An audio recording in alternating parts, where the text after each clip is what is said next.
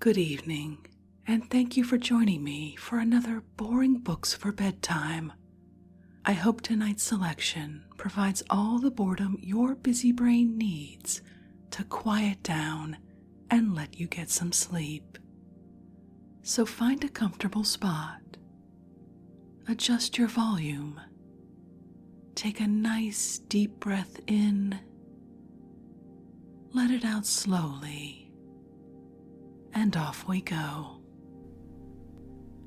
This evening, we're relaxing to a travelogue about a place very near and dear to my heart. We're reading selections from A Journey to the Western Islands of Scotland by Dr. Samuel Johnson, first published in 1775. Let's begin. A Journey to the Western Islands of Scotland. I had desired to visit the Hebrides or Western Islands of Scotland so long that I scarcely remember how the wish was originally excited, and was in the autumn of the year 1773 induced to undertake the journey by finding in Mr. Boswell a companion whose acuteness would help my inquiry, and whose gaiety of conversation and civility of manners are sufficient to counteract the inconveniences of travel in countries less hospitable than we have passed.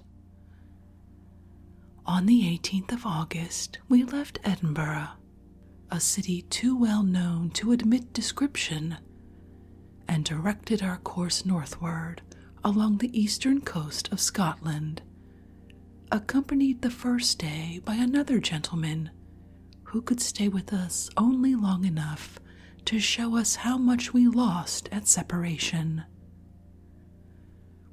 As we crossed the Firth of Forth, our curiosity was attracted by Inchkeith, a small island which neither of my companions had ever visited, though lying within their view, it had all their lives solicited their notice. Here, by climbing with some difficulty over shattered crags, we made the first experiment of unfrequented coasts. Inchkeith is nothing more than a rock covered with a thin layer of earth, not wholly bare of grass, and very fertile in thistles. A small herd of cows grazes annually upon it in the summer. It seems never to have afforded to man or beast a permanent habitation. We found only the ruins of a small fort, not so injured by time, but that it might be easily restored to its former state. It seems never to have been intended as a place of strength, nor was built to endure a siege, but merely to afford cover to a few soldiers who perhaps had the charge of a battery, or were stationed to give signals of approaching danger. There is therefore no provision of water within the walls, though the spring is so near that it might have been easily enclosed. One of the stones had this inscription, Maria Reg, 1564. It has probably been neglected from the time that the whole island had the same king. We left this little island with our thoughts employed a while on the different appearance that it would have made if it had been placed at the same distance from London, with the same facility of approach. With what emulation of price a few rocky acres would have been purchased, and with what expensive industry they would have been cultivated and adorned. When we landed, we found our chaise ready, and passed through Kinghorn, Kirkcaldy, and Cowper, places not unlike the small or straggling market towns in those parts of England where commerce and manufactures have not yet produced opulence. Though we were yet in the most populous part of Scotland, and at so small a distance from the capital, we met few passengers. The roads are neither rough nor dirty, and it affords a southern stranger a new kind of pleasure to travel so commodiously without the interruption of toll gates. Where the bottom is rocky, as it seems commonly to be in Scotland, a smooth way is made indeed with great labor, but it never wants repairs. And in those parts where adventitious materials are necessary, the ground once consolidated is rarely broken, for the inland commerce is not great, nor are heavy commodities often transported otherwise than by water. The carriages in common use are small carts, drawn each by one little horse, and a man seems to derive some degree of dignity and importance from the reputation of possessing a two-horse cart. Elgin. Finding nothing to detain us, we set out in the morning, and having breakfasted at Cullen, about noon came to Elgin, where in the inn that we supposed the best, a dinner was set before us which we could not eat. This was the first time, and except one the last, that I found any reason to complain of a Scottish table.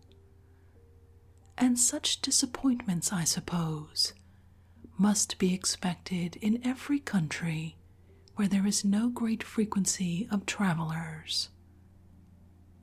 The ruins of the Cathedral of Elgin afforded us another proof of the waste of Reformation. There is enough yet remaining to show that it was once magnificent. Its whole plot is easily traced. On the north side of the choir, the chapter house, which is roofed with an arch of stone, remains entire, and on the south side another massive building, which we could not enter, is preserved by the care of the family of Gordon. But the body of the church is a mass of fragments. A paper was here put into our hands, which deduced from sufficient authorities the history of this venerable ruin.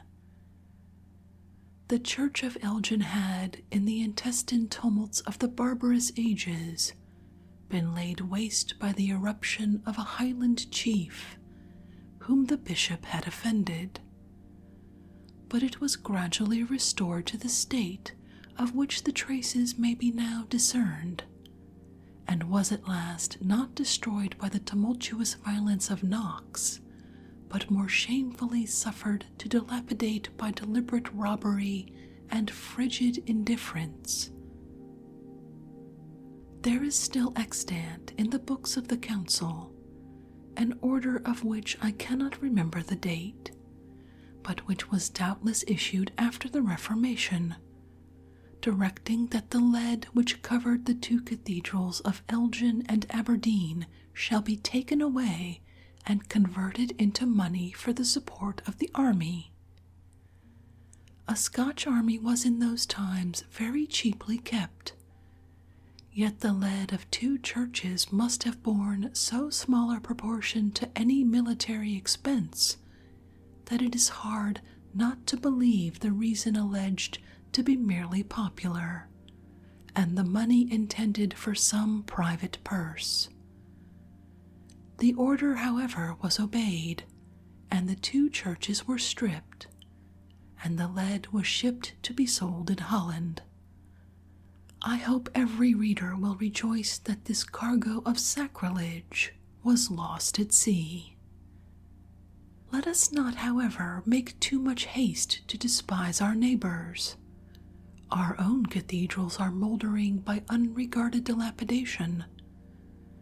It seems to be part of the despicable philosophy of the time to despise monuments of sacred magnificence, and we are in danger of doing that deliberately, which the Scots did not do, but in the unsettled state of an imperfect constitution. Those who had once uncovered the cathedrals never wished to cover them again, and being thus made useless, they were first neglected, and perhaps as the stone was wanted, afterwards demolished. Elgin seems a place of little trade and thinly inhabited.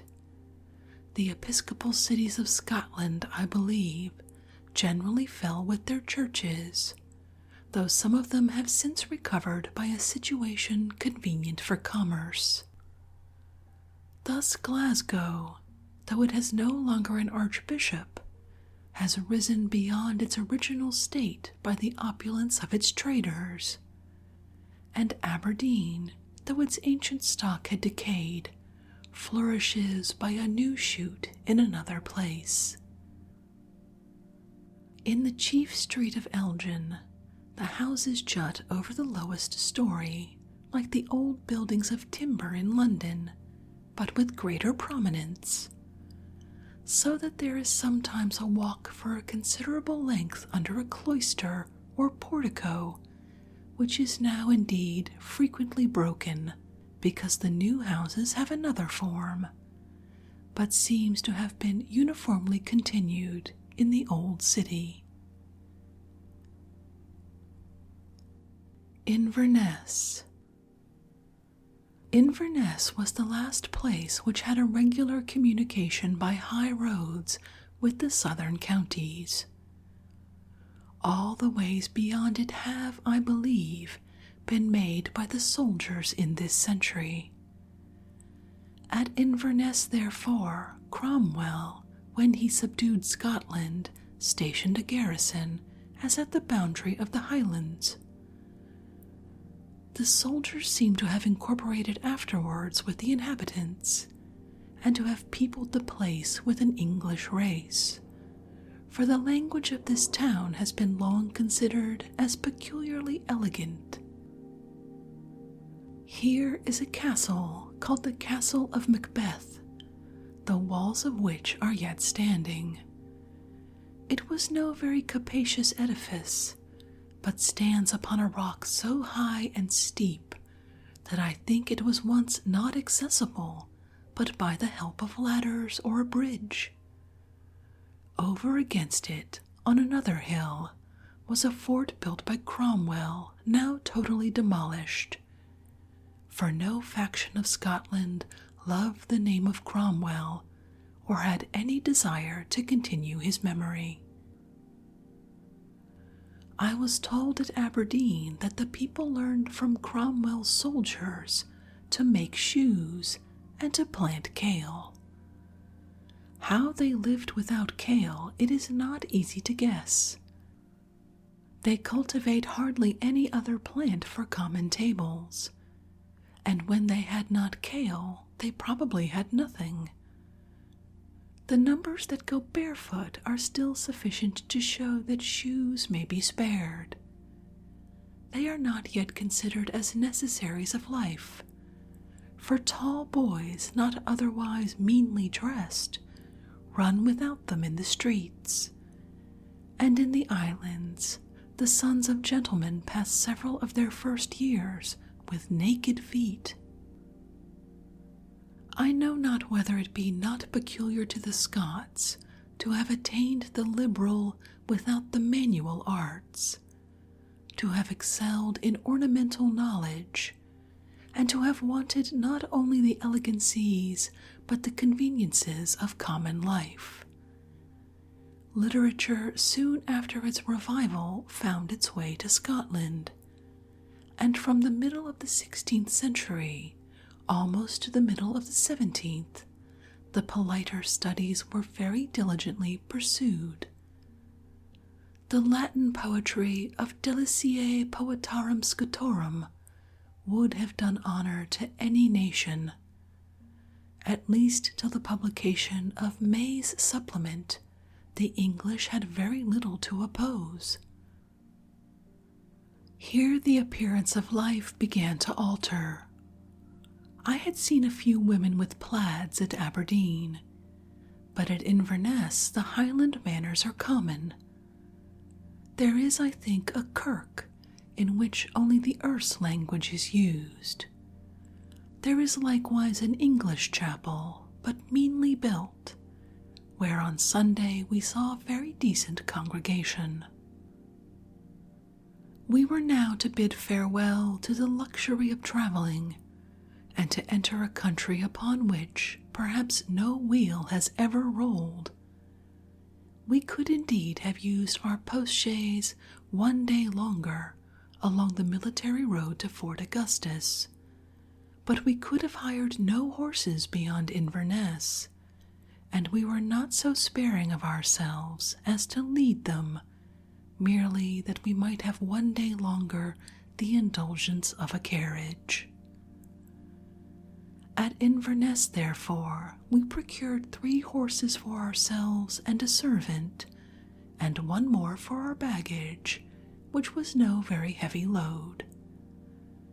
We found in the course of our journey the convenience of having disencumbered ourselves by laying aside whatever we could spare, for it is not to be imagined without experience how in climbing crags and treading bogs, and winding through narrow and obstructed passages, a little bulk will hinder, and a little weight will burden, or how often a man that has pleased himself at home with his own resolution will, in the hour of darkness and fatigue, be content to leave behind him everything but himself.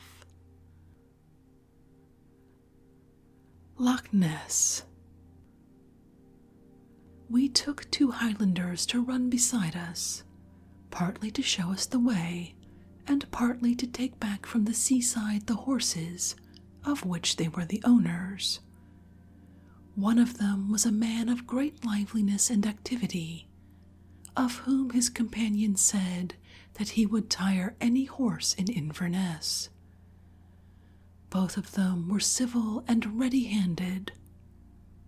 Civility seems part of the national character of Highlanders.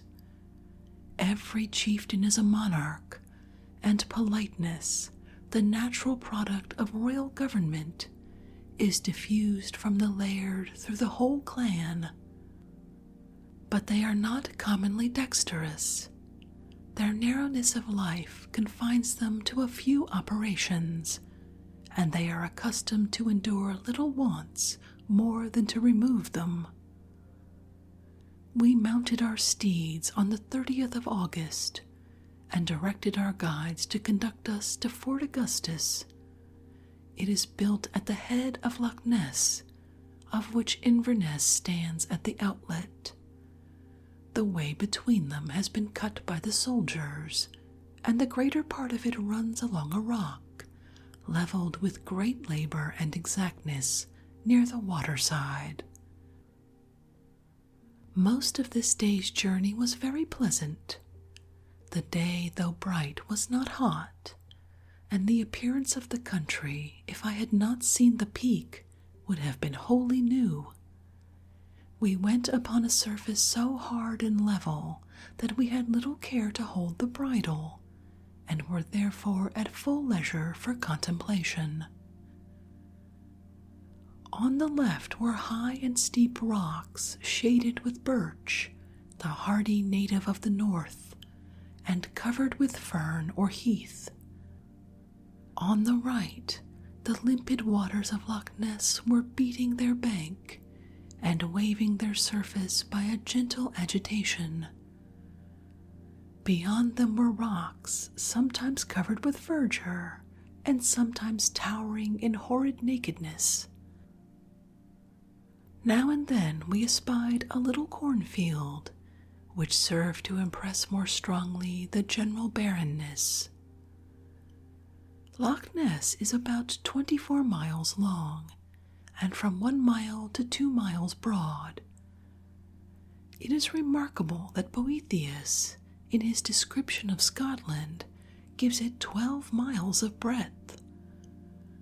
When historians or geographers exhibit false accounts of places far distant, they may be forgiven because they can tell but what they are told, and that their accounts exceed the truth must be justly supposed, because most men exaggerate to others, if not to themselves. But Boethius lived at no great distance. If he never saw the lake, he must have been very incurious, and if he had seen it, his veracity yielded to very slight temptations. Loch Ness, though not 12 miles broad, is a very remarkable diffusion of water without islands. It fills a large hollow between two ridges of high rocks, being supplied partly by the torrents which fall into it on either side, and partly, as is supposed, by springs at the bottom. Its water is remarkably clear and pleasant, and is imagined by the natives to be medicinal.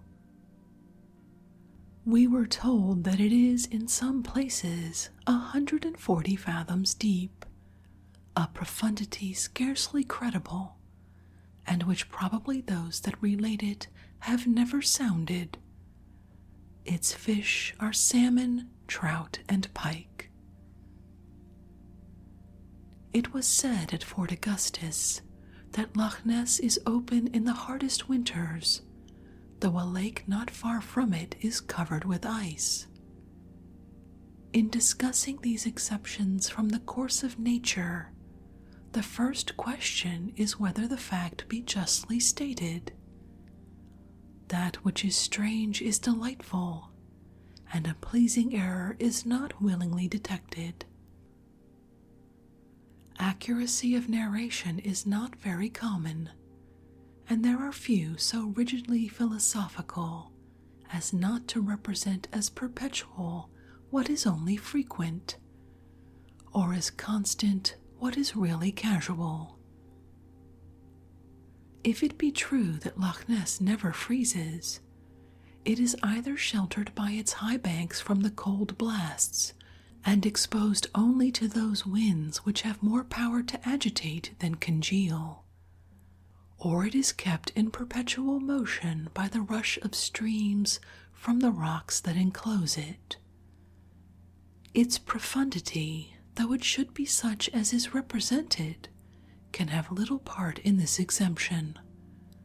For though deep wells are not frozen because their water is secluded from the external air, yet where a wide surface is exposed to the full influence of a freezing atmosphere, I know not why the depth should keep it open. Natural philosophy is now one of the favorite studies of the Scottish nation, and Loch Ness well deserves to be diligently examined.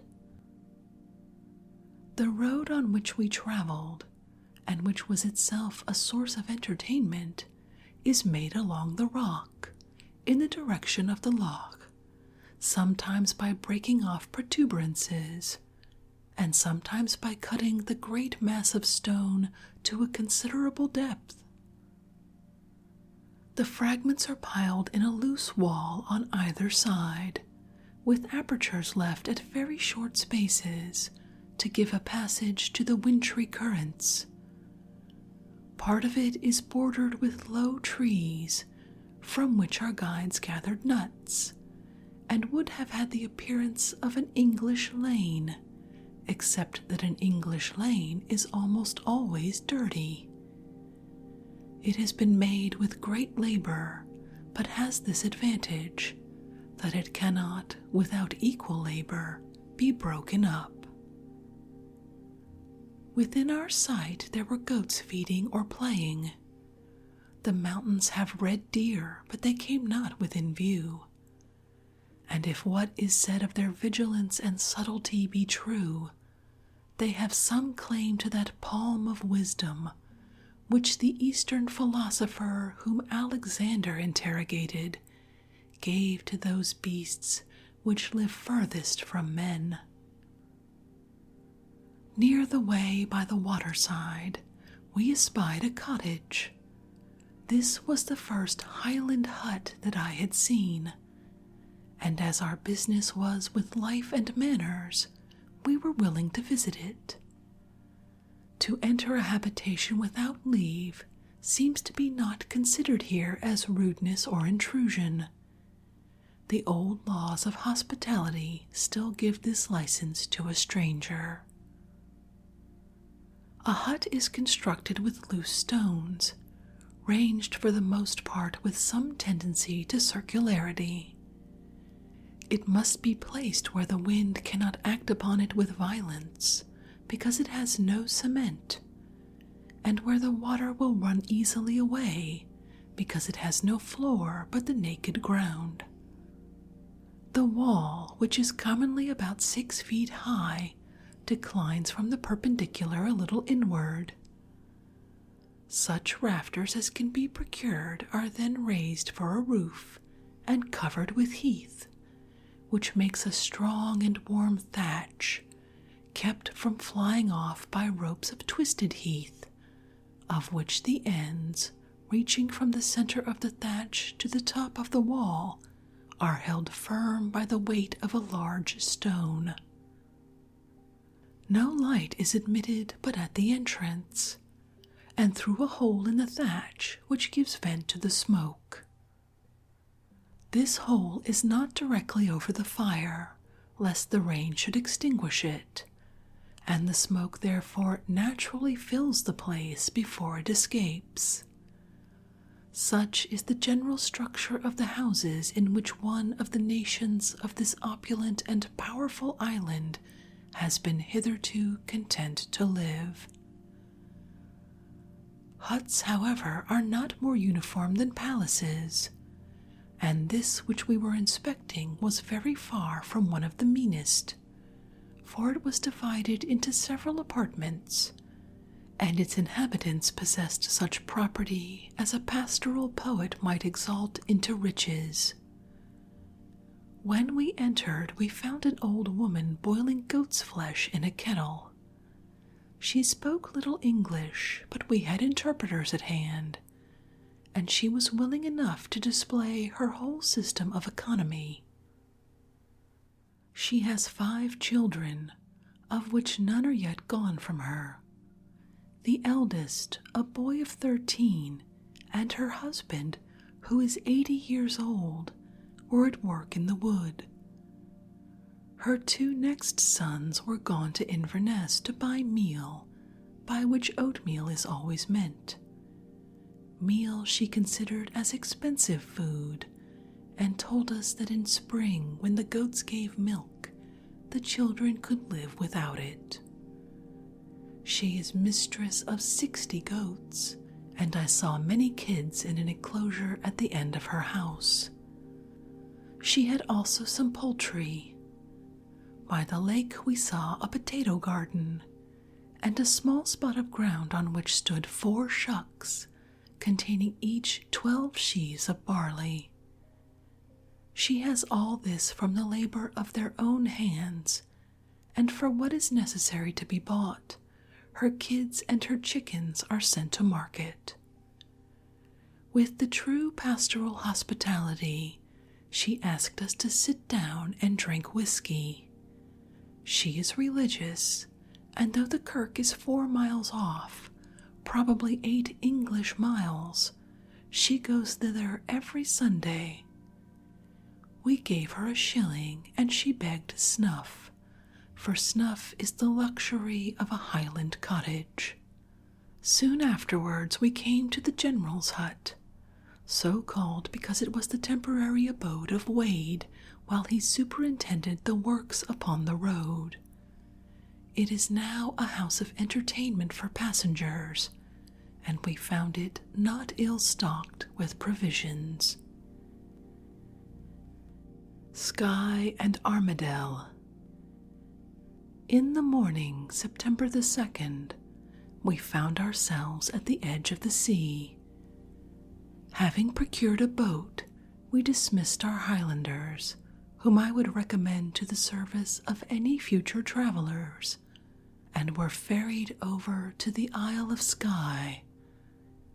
We landed at Armadale, where we were met on the sands by Sir Alexander MacDonald, who was at that time there with his lady, preparing to leave the island and reside at Edinburgh.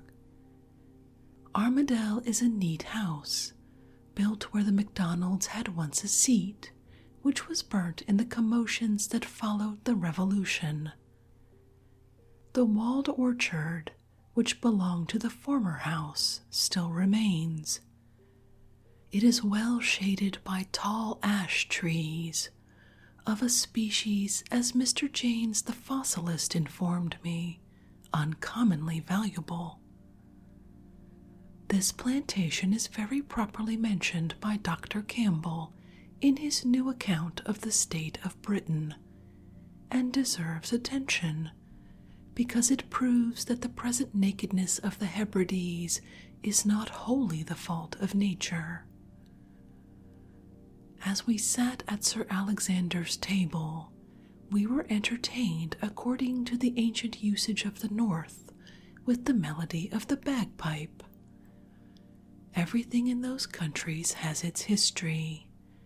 As the bagpiper was playing, an elderly gentleman informed us that in some remote time, the MacDonalds of Glengarry having been injured or offended by the inhabitants of Culloden, and resolving to have justice or vengeance, came to Culloden on a Sunday, where finding their enemies at worship, they shut them up in the church, which they set on fire.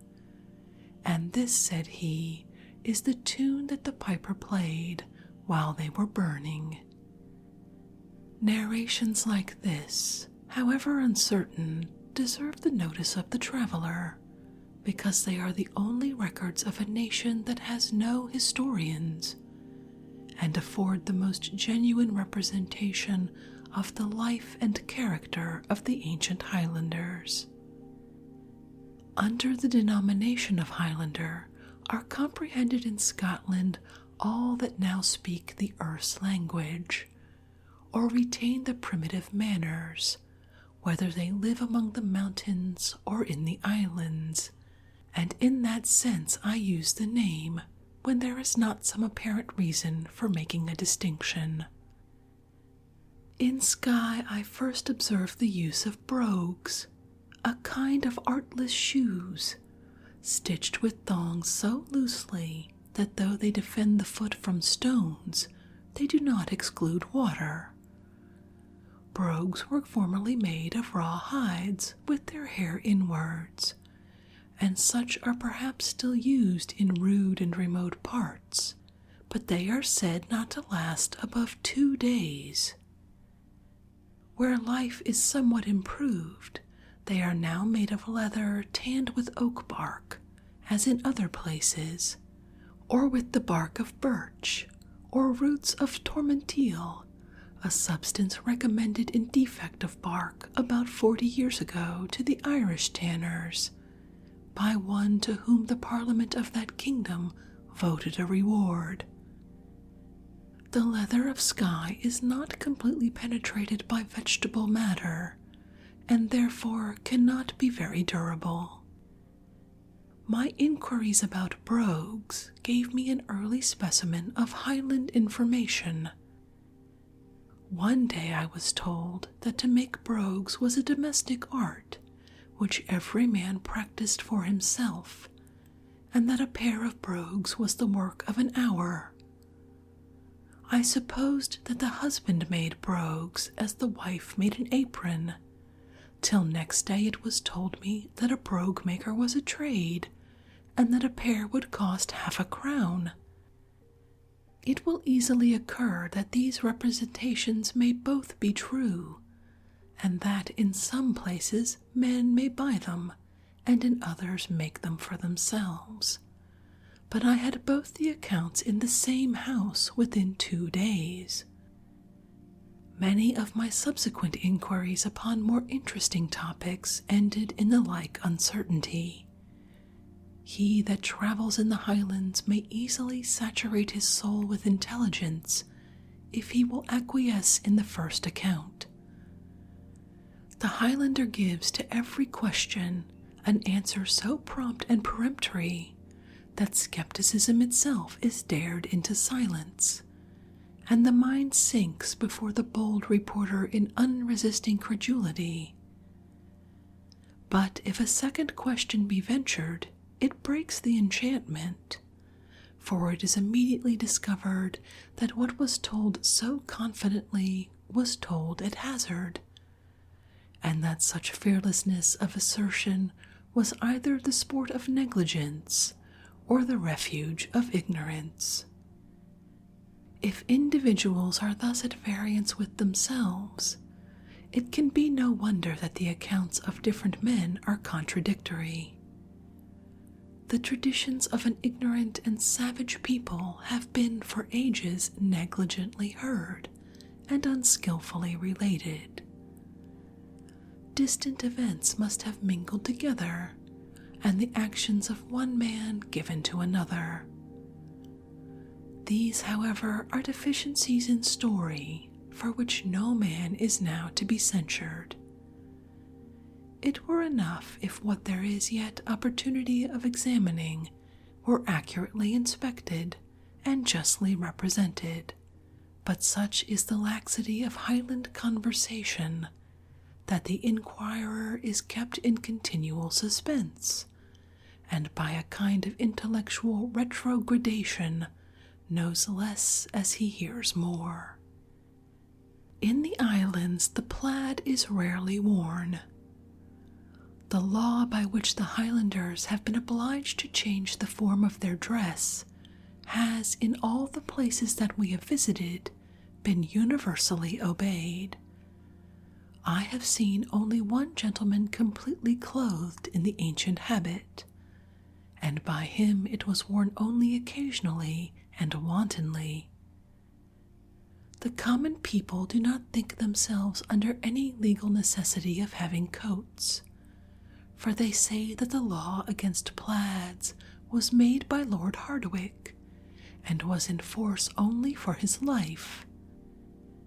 But the same poverty that made it then difficult for them to change their clothing hinders them now from changing it again.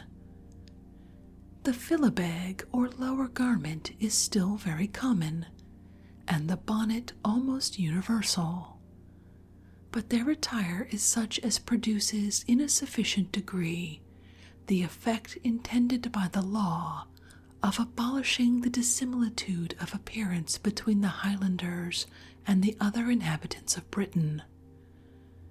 And if dress be supposed to have much influence, facilitates their coalition with their fellow subjects. In our passage from Scotland to Skye, we were wet for the first time with a shower. This was the beginning of the Highland Winter, after which we were told that a succession of 3 dry days was not to be expected for many months.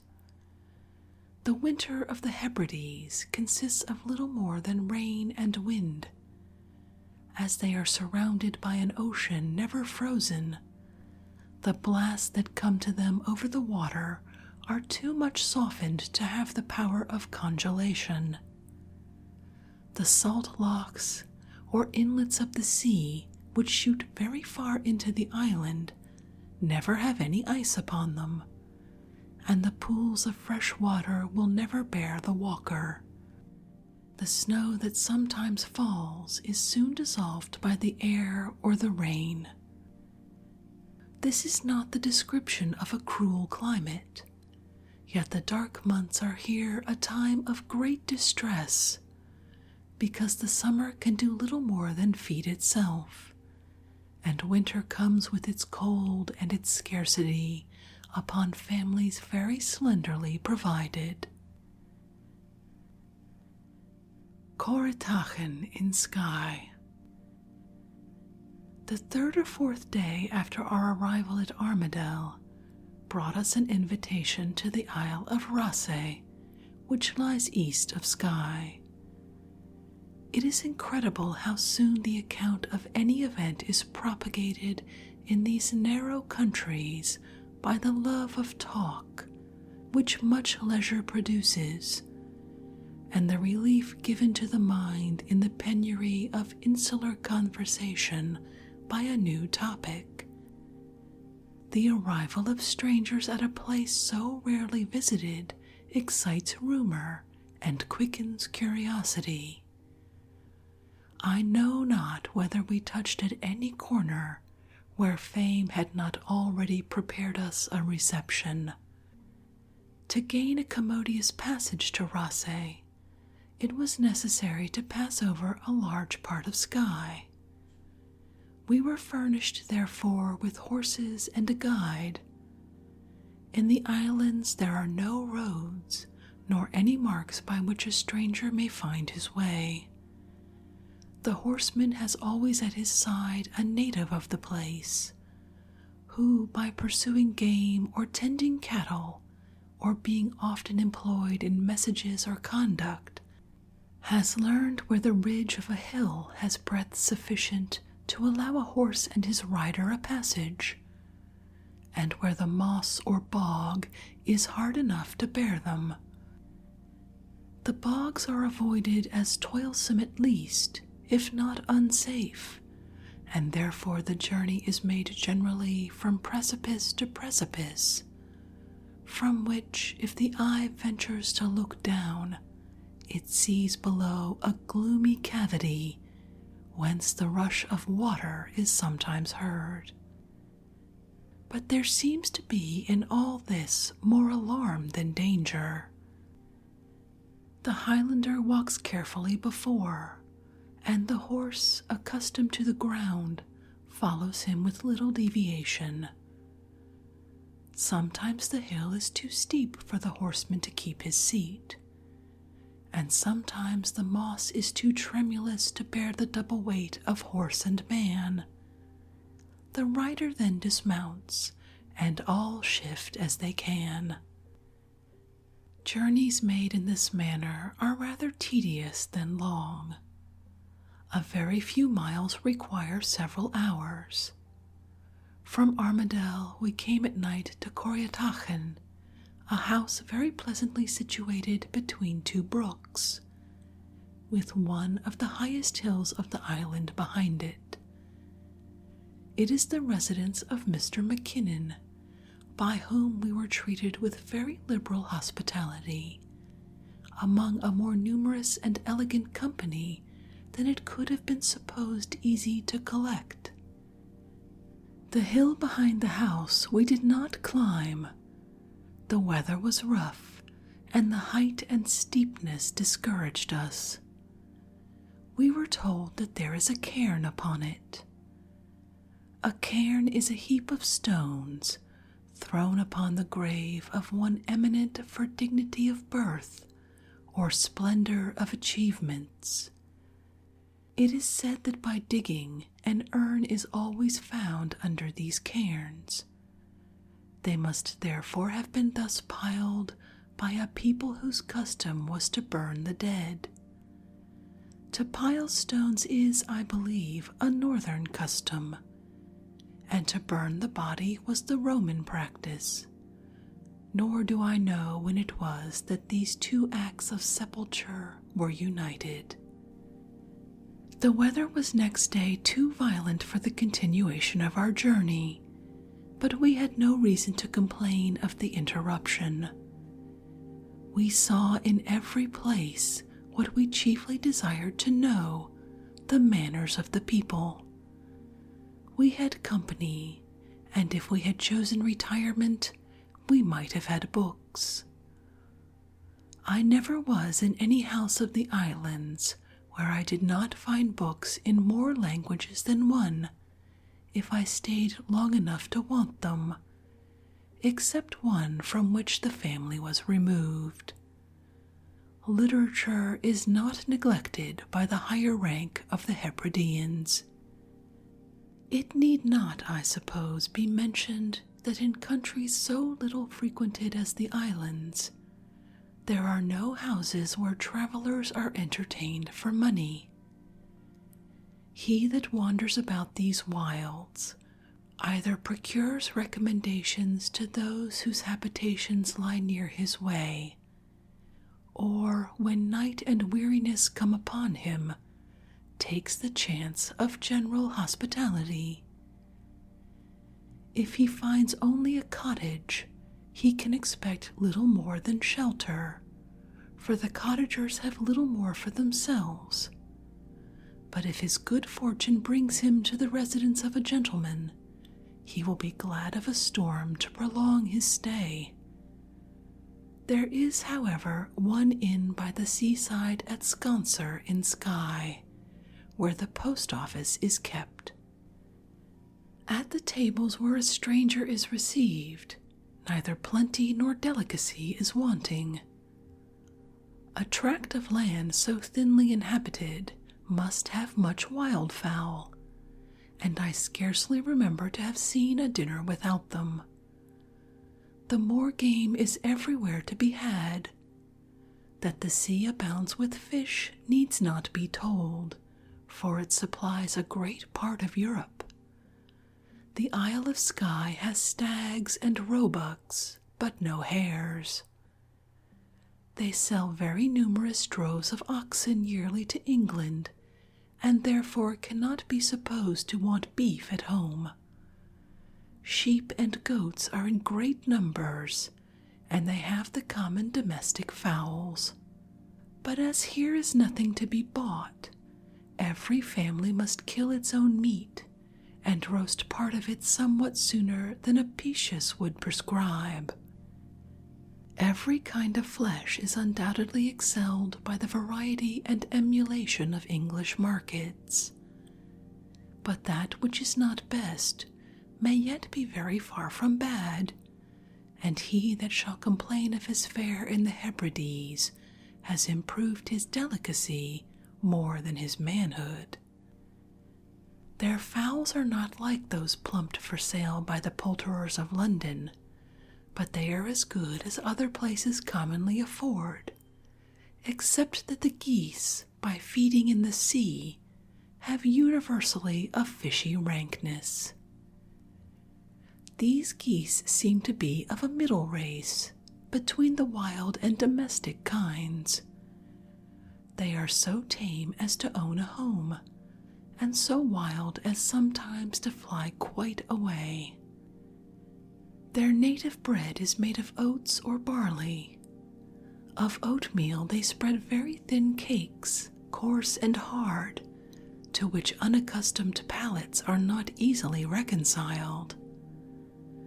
The barley cakes are thicker and softer. I began to eat them without unwillingness. The blackness of their color raises some dislike, but the taste is not disagreeable. In most houses there is wheat flour, with which we were sure to be treated if we stayed long enough to have it kneaded and baked. As neither yeast nor leaven are used among them, their bread of every kind is unfermented. They make only cakes, and never mold a loaf. A man of the Hebrides, for of the women's diet I can give no account, as soon as he appears in the morning, swallows a glass of whisky. Yet they are not a drunken race.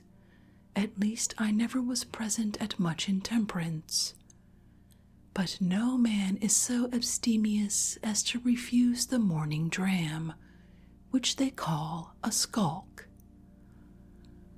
The word whisky signifies water, and is applied by way of eminence to strong water or distilled liquor. The spirit drunk in the north is drawn from barley. I never tasted it, except once for experiment at the inn in Inverary, when I thought it preferable to any English malt brandy. It was strong but not pungent, and was free from the epirheumatic taste or smell. What was the process I had no opportunity of inquiring, nor do I wish to improve the art of making poison pleasant. Not long after the dram may be expected the breakfast, a meal in which the Scots, whether of the lowlands or mountains, must be confessed to excel us. The tea and coffee are accompanied not only with butter, but with honey, conserves, and marmalades.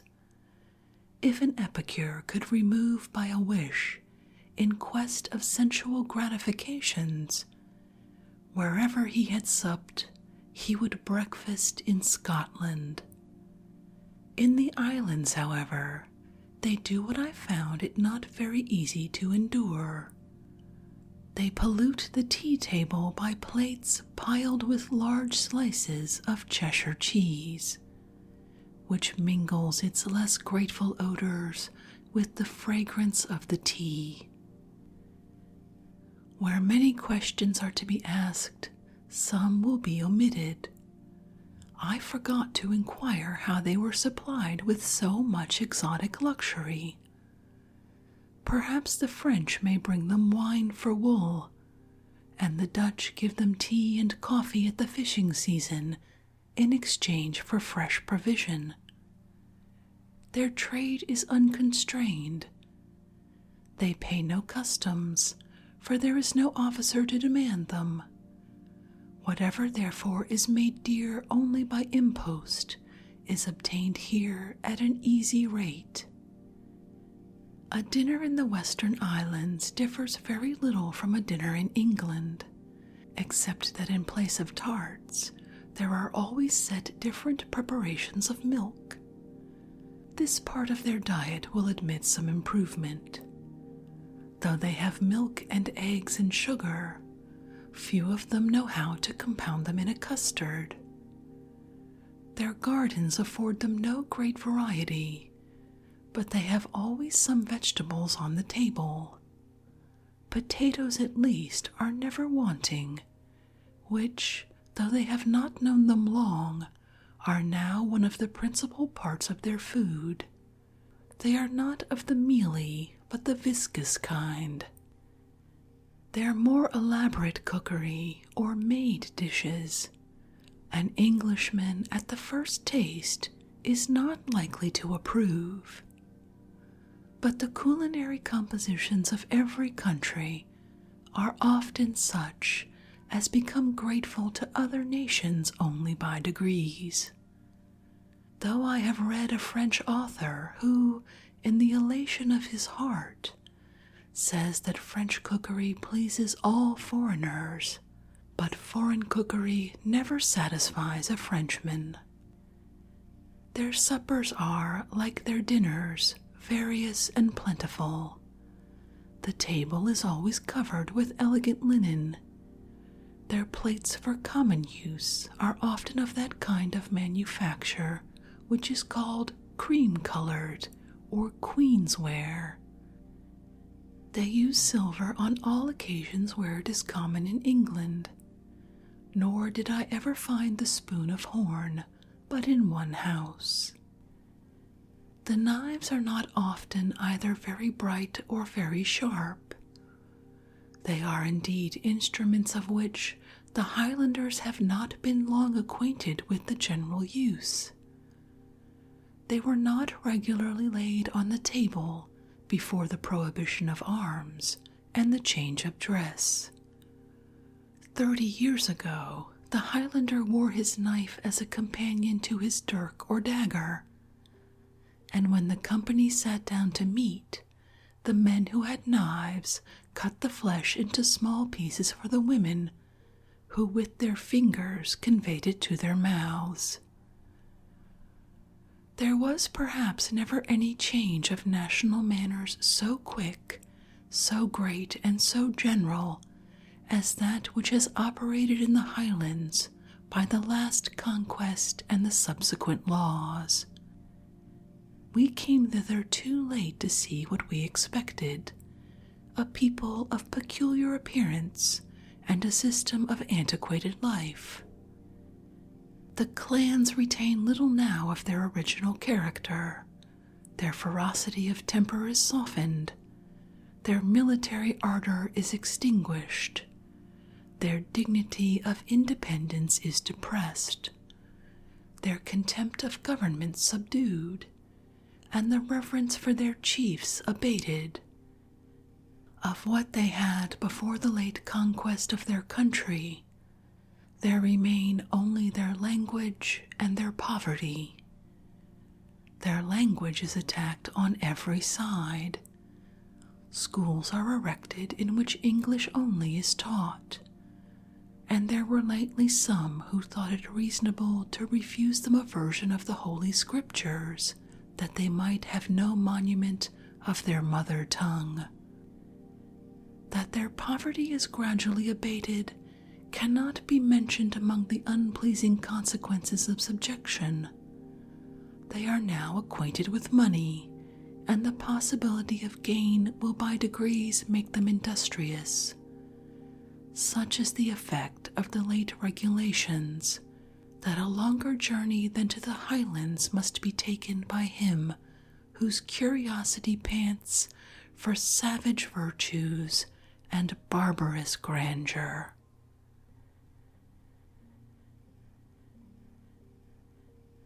And with that, I think we'll end this evening's reading from A Journey to the Western Islands of Scotland by the great Samuel Johnson.